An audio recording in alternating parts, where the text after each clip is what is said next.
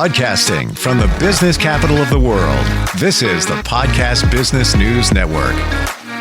Now think about this for a second. When you have a challenge, you go to the doctor, medical challenge, or even mental, and you're lucky if you got 11 minutes with them. That's the average. That includes everything. And then they may send you to somebody else. Then it's a specialist. Then it's on to the other specialist. And then the other one. By the way, many insurance companies require you to get pre-authorization for that. So it's a whole big... And in the end, are you feeling better? Are you healing? What's going on? We're going to talk about the specialization of medicine. And imagine this for a moment. Imagine if you didn't do that and you found more holistic ways to heal that have been proven over hundreds of years, if not centuries. He is somebody that helps people heal energetically and many other ways. He's an intuitive, he's a coach, hypnotherapist, acupuncturist, and he's back with us. Chris Distefano joins us on the program. How are you doing today? Doing great, thanks. How about you, Steve? I'm well, and I'm trying to, before we jump into this, not take this as a negative view of modern medicine, but more of a investigation, if you will. Just taking a closer look at how it all works when we go to a doctor and then we get sent to a specialist. Where should we begin today? So there's a lot. There's a ton. We could do this for a week. With the increasing specialization, you have people that it's a double-edged sword. They're able to work miraculous things in that particular area.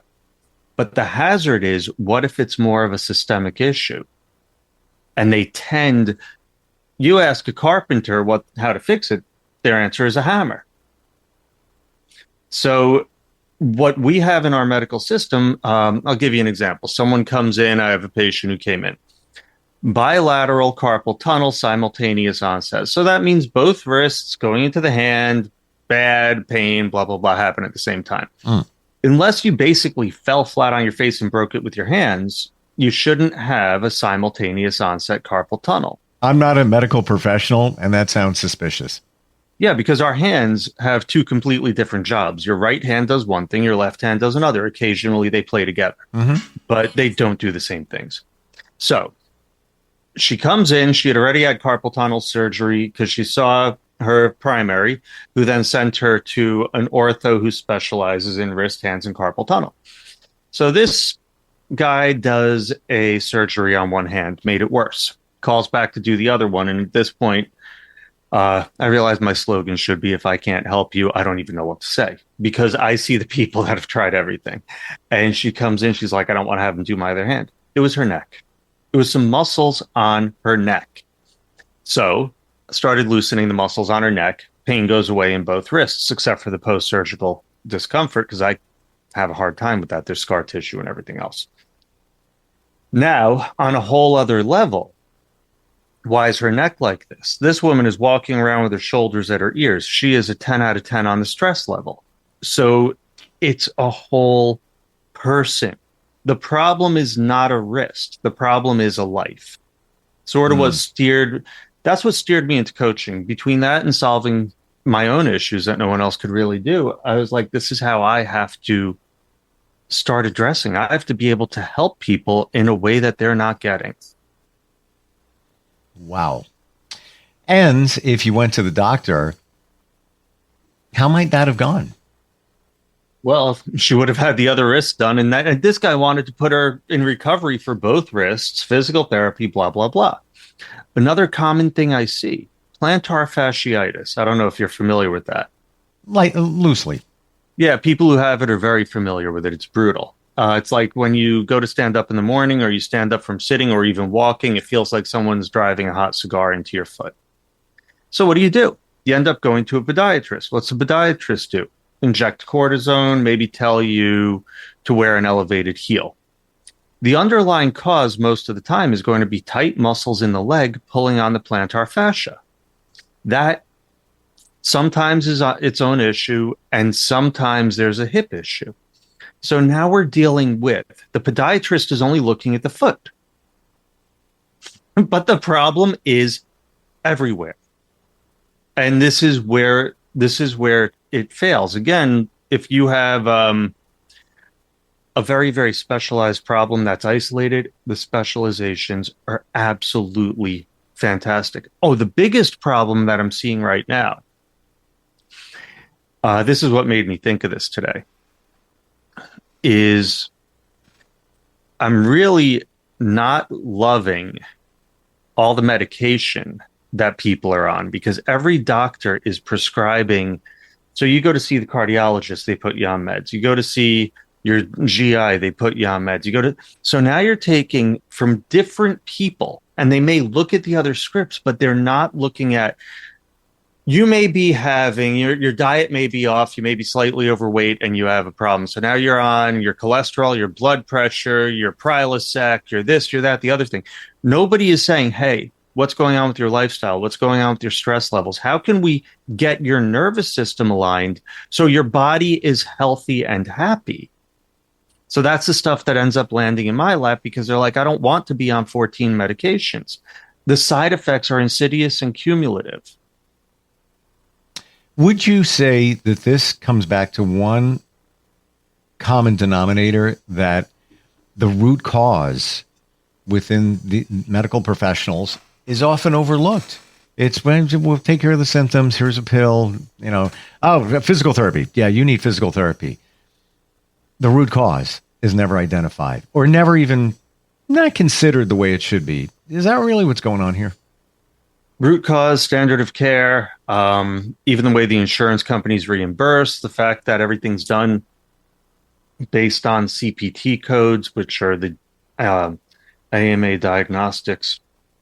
Everyone's pigeonholed and put through step-by-step standards of care, but we're talking about individuals and different causes, but the care is determined by the symptoms. And that is a trap. As we're talking about this, and what do we have? We have our experiences. So, and those close to us. I'm like going through so many scenarios to back everything you're saying up, of this is what took place, instead of the origin of the issue. It was meds. Yeah, take this, take that. I don't want to take anything unless I absolutely, positively have to. Right down to, a year ago, went to a cardiologist, borderline high cholesterol, family history. All right. He was like blowing up, like, you got to take this right away. What else can I do? Yes, change diet, things like that. Okay, history. I understand all that. Did full workup, nothing major, nothing, issues whatsoever. I got to wonder what would have been the, other course of treatment, even for something like that, to get on a med. Well, cholesterol is a funny one, because number one, they've been wrong about it the whole time. It's not even as strong a marker for heart disease as they tell us. That's based on studies you can do. You can look it up. It's also the statin. The cholesterol is neuroprotective and a precursor to hormones in our body. The statins interfere with our body's ability to make CoQ10, which protects the muscles, including the heart. Just ordered some this morning, by the way, because when you take the, and I'm like low dose of statin, you got to take the CoQ10, because that can help you, because the side effect, muscle aches, it's such that relieves some of that, right? Yeah, so this is the difference between a drug and a supplement. So there's drugs, and herbs fall somewhere in the middle. Some herbs, like and herbal includes a lot of stuff. Red yeast rice is a natural statin, so it has the same mechanism of action as a regular statin, but it has certain cofactors that mitigate. And then you have white willow bark has salicylic, so does wintergreen. So those have, so does turmeric, has the same mechanism of action as Advil and aspirin, but they have cofactors that mitigate the side effects. So I'm giving drugs is one level, herbs is in between, and then supplements is a different level usually. And what drugs do is interfere with a metabolic process in the body to produce a desired outcome. So what the statin does is interferes with a process. There's a whole pathway through the liver where where it converts into cholesterol, but the liver is also manufacturing CoQ10 down that same pathway. And before it splits, that's where the statin's cutting it off. So the statin in reducing your cholesterol is, by definition, reducing your CoQ10. So that's why you need to take CoQ10 because you're missing it. It's depleting you. So now you have to add that. Yes. And a lot of doctors don't tell you that, and they say, wait until you have muscle pain. I'm like, try the CoQ10 before you get muscle pain, because why should you have to suffer? But that's a difference in philosophy, difference in training. In your estimation, just we're giving an example of a med and Yes. and the side effect and the what comes from it. Then there's something else. Then there's something else. And would you say that CoQ10 there's nothing wrong with it? It's actually okay for you. What are your feelings on that? I'm clueless. I just heard it, relieves the muscle pain. Why not take it? I've had people who don't react super well to taking CoQ10. And I've had other people who do great. And it depends on the brand even. It's kind of like, why is it that when you take a pharmaceutical, how come the name brand one tends to react better for you than the generic? So it's what the filler is, what the process is in making it. So different brands may affect people differently. There is quality differences. Definitely a good idea to take it though, if you respond well. It's a great add-on with the statin. But this is how wrong they were. Think about this. For 30 years, these are the people, like their credibility is called into question sometimes. For 30 years, they're telling us take margarine instead of butter. Oh. And now they say, yeah, that's a plastic fat. It's garbage. And they said, don't eat eggs because it raises cholesterol. Here's the science behind it. 75% of cholesterol in the body is produced in the liver. Only 25% is dietary. So eating eggs does not really increase your cholesterol significantly. If people go on a keto diet, their cholesterol falls because it is actually the excess carbohydrates that tend to lead to the high triglycerides, the cholesterol, and the fatty liver. It's not fat. It's the carbohydrates. Sure. And what did they do? They said, stop eating fat, stop eating cholesterol, eat carbohydrates, go low fat. And so what happens? Everyone got fatter and worse. This is all science. I don't know what is the standard of care. I don't know what they pull from, because this is literally what all the science says. And here we begin, because it's all a marketing ploy. Everything going on here, the whole egg thing, then that's what you're on, the butter thing. I know somebody, I met him maybe 20 years ago. Nutritionist, fitness guy and everything. He was on the margarine thing, and he actually admitted years later, is like, yeah, no, that was a mistake. Butter, get on, butter's great for you. Butter, pure butter. It's okay. Don't worry about it. And then, you take a look at low fat, marketing, low fat. Why? Yeah. What did you replace it with? Oh, a ton of sugar and corn syrup. Awesome. Thank you. Right. Yeah. Meanwhile, if you look, the price of milk is higher whole milk is more expensive than low fat in some places. Costco, I believe, does that. It's actually the better milk is the whole milk. And so they sell us the garbage and tell us it's healthy. Yeah, the whole thing. Tufts University, this is one of the most egregious. Tufts University has a medical school, and they put out a food guide a few years ago. It was one of the most shocking things I'd seen. Like, the king of all foods that they had was like watermelon, that ranked at like a 90 something. Right in the middle, you had Fruit Loops. Frosted mini wheats was right around a 50. And then eggs and a hamburger and all that was around a 20. And so the foods that are less processed, they were killing us on. Give me a reference point here. That scale, 50, 20. Yeah, 100 is great, 0 is bad. These people are maniacs, and they are a trusted institution, and there are medical professionals who look at that and say, they did studies. They did studies on cereal. You know why cereal is fortified with 11 vitamins and minerals? Why? I'm afraid to find out. Because the way it's processed actually strips them out of your body. So they have to put it back in. They have to put it back in, or else you become seriously deficient because it's complete garbage. Oh, before I forget. So specialization. Back when I was a kid, mitral valve prolapse with episodes of supraventricular tachycardia. I ended up having an ablation when I was like 17, 18, whatever. Not a single doctor ever told me, hey, how about you try magnesium? That's a sign of magnesium deficiency.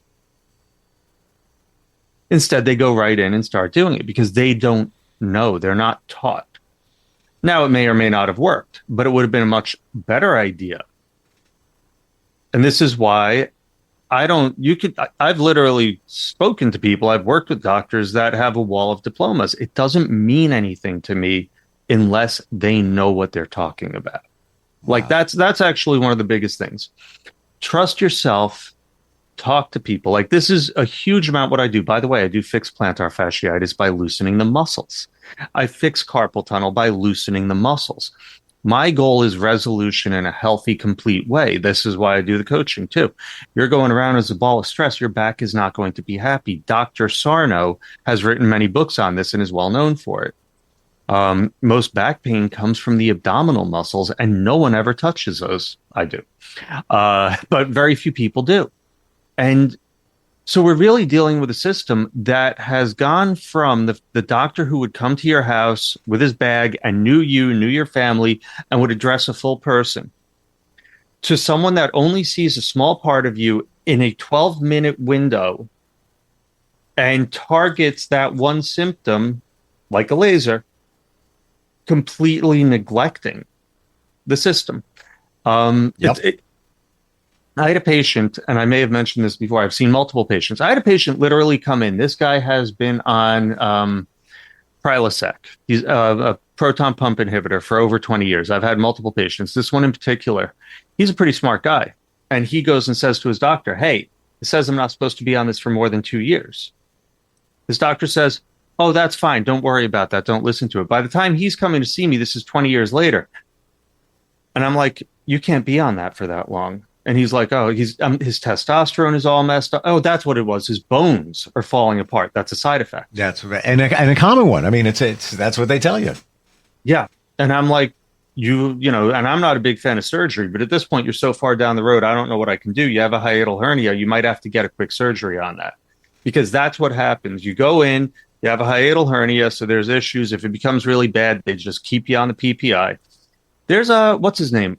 A U.S. congressman or senator was on some radio show the other day, and he was like, I fixed my GERD by taking betaine hydrochloride.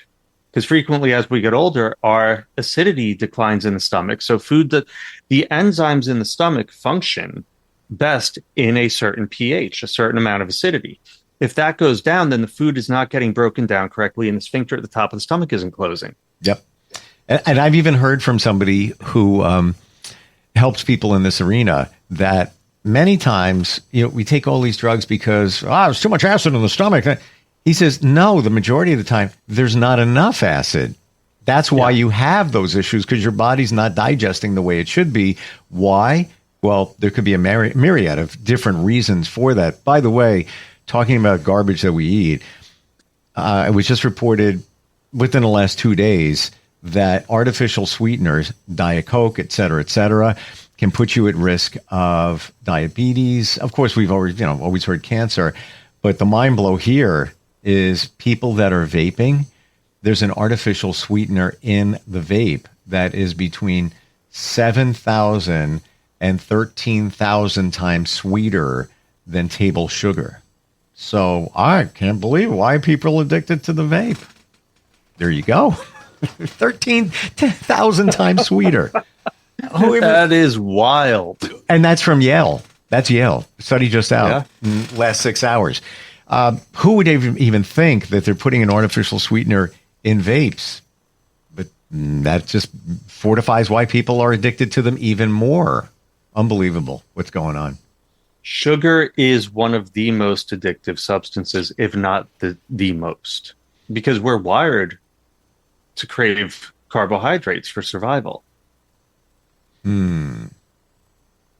Never thought of it that way. There was an amazing. There's a great study. It was done. I just saw this the other day. They took rats and they put the rats in a cage, and they had a bottle of water and a bottle of cocaine, a bottle of water and a bottle of heroin, and the rats all overdosed. And then a scientist who looked at it was like, "Hey, but here they are. There's no stimulation, yada yada yada." Puts the rats in a cage that's like super fun and stimulating with other rats. They didn't even touch the cocaine. Give me that again? Yeah. There's actually Vietnam vets coming back that were addicted to heroin. They found that the addiction, as soon as they were back into a proper social, the addiction would fall away. You look at a 12-step program, one of the main components is a community. So basically, people are using these drugs, rats are using these drugs to fill the void. They're bored, they're lonely, so they're missing a huge part. Rats are social animals, so are humans. They're missing that component of their life. So once they had the stimulation and the companionship, they were able to let go of. They didn't even want the drugs. So it's really a product of something's missing. Let me replace it with something else. Exactly.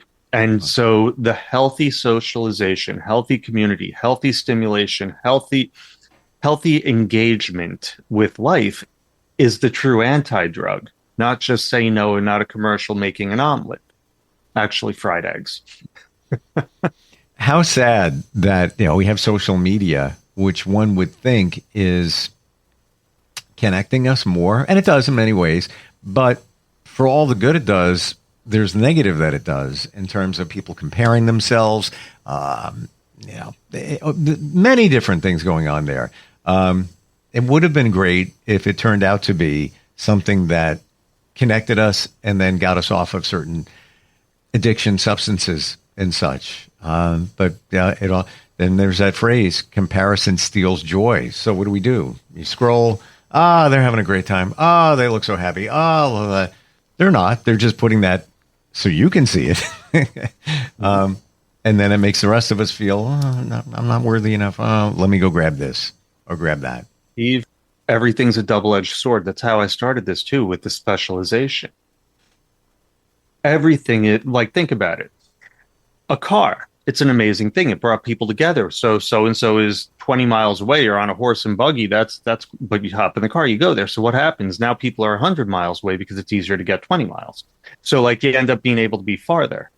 The internet spread so much hate, lies, and distortion, but it's also made all of the greatest things in the world accessible to us at the same time. Sure. So it's always, and so that brings us more and more into, let's take our personal accountability, let's work on our growth and own who and what we are, because it's all a double-edged sword. Well, there's going to be good and bad in everything. Pick a relationship. We're happy, we're in love. Doesn't mean that it's all, sunshine, roses, lollipops, and butterflies. There's going to be, some challenges along the way, and I believe that's life. That's life, but it's how you deal with the challenge. It's what we choose to make of it. It's very empowering when we put it there. Thank you for all the insight today. I'm not surprised. It just backs up everything. And especially, all the branding, the marketing over the years, we could go on forever. Even, red meat is bad for you. Stay away. Cholesterol, fat. Where'd that come? Farmers, to get people off of meat so that you buy whatever. It's all there. Well, actually, it's not even the farmers usually. So it's not to get too deep into it. It's the processed food makers. Because now you have a consolidation of, and they have a huge influence, and sugar lobby, all that stuff. Sure. Wow. This is what you help us understand, help us work through a lot of challenges. You have two sides to you, but fortunately, they're good. It's not a double-edged sword. They're both good. You see patients in Scarsdale, where you're located, for acupuncture, but you can work with people on the coaching level. And that goes very deep in many different levels, anywhere, for anybody virtually. What's the best way to find you? scarsdalehealth.com, and level3coaching spelled out.org. Thank you for today and all the insight. Really appreciate it, Chris. My pleasure, Steve. Good Thank stuff. you. Thanks. We'll be right back.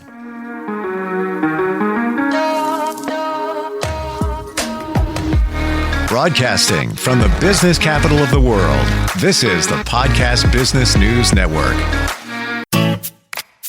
Hi, this is Terry Crews, actor, former football player, game show host, father of 5, and all-around big dude. I'm also an expert on drama. I know all kinds of drama. There's the good kind that comes with having a house full of kids. There's the bad kind like season-ending injuries. There's the necessary kind like having an agent in Hollywood. And there's silly drama like the drama around my percolating pectorals. And then there's the drama you can skip. Skip the drama that comes with not having your high school diploma or equivalency. Find free adult education classes near you and finish your high school diploma. Visit finishyourdiploma.org. Or text diploma to 97779. Message and data rates may apply. Reply stop to opt out. That's diploma to 97779. And leave the drama to actors like me. Brought to you by the Dollar General Literacy Foundation and the Ad Council.